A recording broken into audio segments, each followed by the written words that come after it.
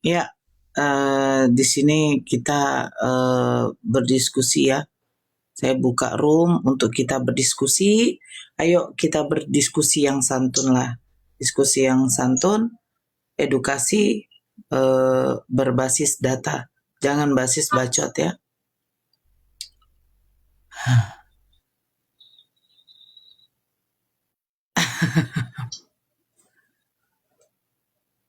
Ya, Pendeta Hans Marbun Simatupang. Wah, tinggikan lagi sedikit. Tinggikan, udahlah itu, di atas lah itu. Rosi, hidup bunda ya.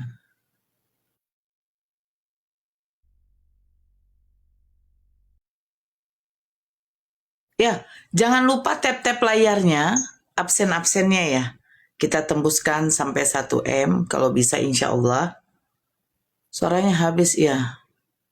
Tembuskan sampai 1 M. Di sini saya buka judul, temanya manfaat jadi oten itu apa? Kita manfaat jadi Kristen itu apa? Kalau di dalam Islam, manfaat jadi seorang Muslim, beragama Islam itu banyak manfaatnya, luar biasa.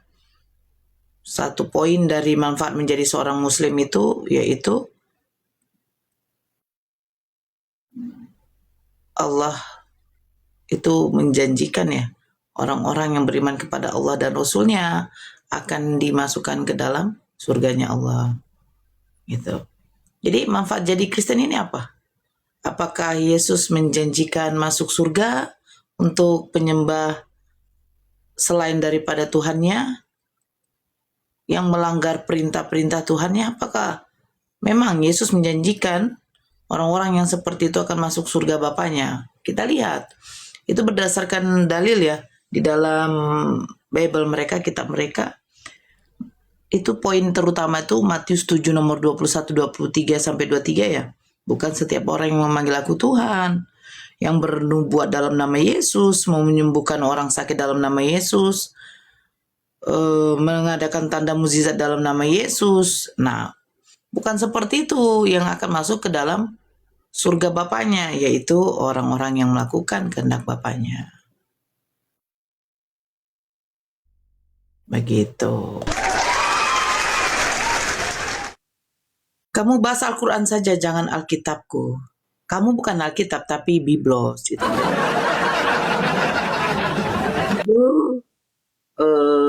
Janda belum dipoligami aja. Oh maaf. Kalian menentang namanya poligami, tetapi solusi di dalam agama kalian itu tidak ada sama sekali solusinya. Ketika laki-laki suami melakukan suatu kezoliman untuk istrinya, apa solusinya? Berdoa.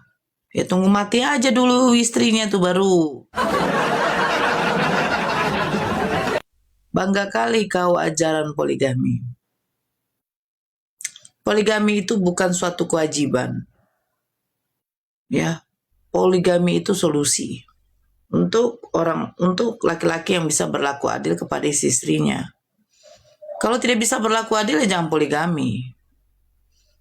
Ya, kalau tidak bisa berlaku adil, jangan poligami. Jadi poligami itu bukan keharusan, bukan kewajiban. Nah, yang dipertanyakan itu apakah di dalam ajaran, apakah di dalam agamamu tuh ada sahnya pernikahan? Perkawinan bagaimana sahnya? Nggak ada. Nggak ada. Nggak ada sama sekali. Nggak ada di situ. Ya, tidak ada. Apa yang dipersatukan Tuhan tidak boleh diceraikan oleh manusia. Dipersatukan.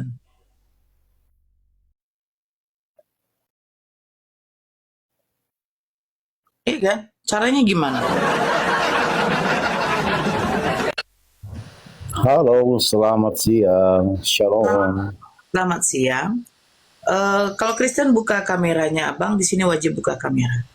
Sebentar ya. Oke. Oke.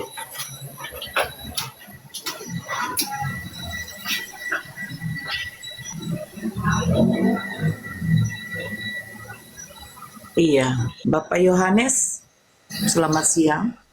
Siap. Iya ya. Bapak Yohanes dari Kristen apa? Katolik atau Tritunggal. Tritunggal. Katolik, Protestan? Protestan Tritunggal. Oh, Protestan Tritunggal. Ya, saya angkat temanya manfaat jadi Kristen itu apa ya? Saya ingin tahu apa manfaatnya.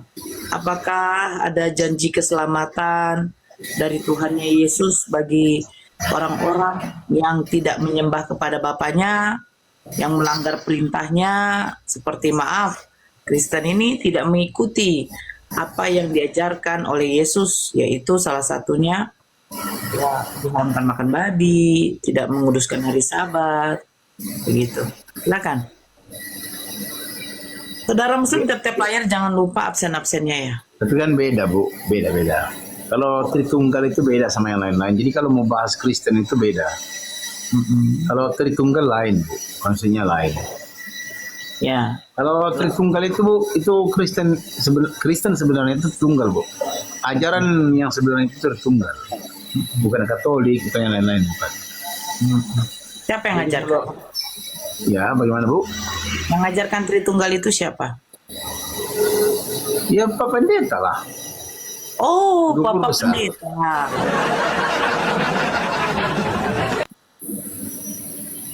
Jadi konsep Tritunggal ini Bapak Pendeta yang ngajar. Ada di dalam kitab tidak? Yesus ada ajarkan Tritunggal. Kan Bapak di dalam aku di dalam Bapak. Bapak Putra Roh Kudus. Ya kan? Itu iya. Arti, ada begini, saya jelaskan ya konsep Tritunggal. Di situ itu dijelaskan tidak ada Tuhan tiga, satu Tuhan. Bapa Putra Roh Kudus itu tiga pribadi Bu, cuma pribadi. Hakikatnya satu, hakikat satu saja. Seperti itu. Saya rasa Ibu paham ya, Ibu Nora paham ya. Hakikatnya apa Bapak Roh Kudus? Ya, hakikatnya itulah. Dalam Bapa itu nyatu semua. Ya, hakikatnya Roh Kudus apa? Ya semua lah. Di dalam Bapa semua. Hakikatnya Yesus apa, Pak? Yesus Tuhan. Hakikatnya Tuhan. Ya, kalau secara manusiawi, kalau kita mau berbicara secara manusiawi itu ketika penyaliban, Bu. Makanya banyak juga Kristen-Kristen yang mengaku Tritunggal tapi tidak paham. Jadi Bunda Maria melahirkan Tuhan gitu. Ini pertanyaan yang baik, pertanyaan yang bagus Ibu ya. Ketika Bunda Maria mengandung Yesus itu dalam keadaan manusiawi, Bu. Oh.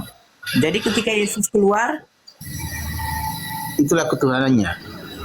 oh jadi iya, Bunda Maria bukan Bunda Maria mengandung manusia yang keluar Tuhan. Ya, seperti itu pemahamannya, Bu.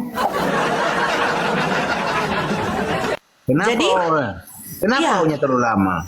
Ya. Tuhan itu begitulah.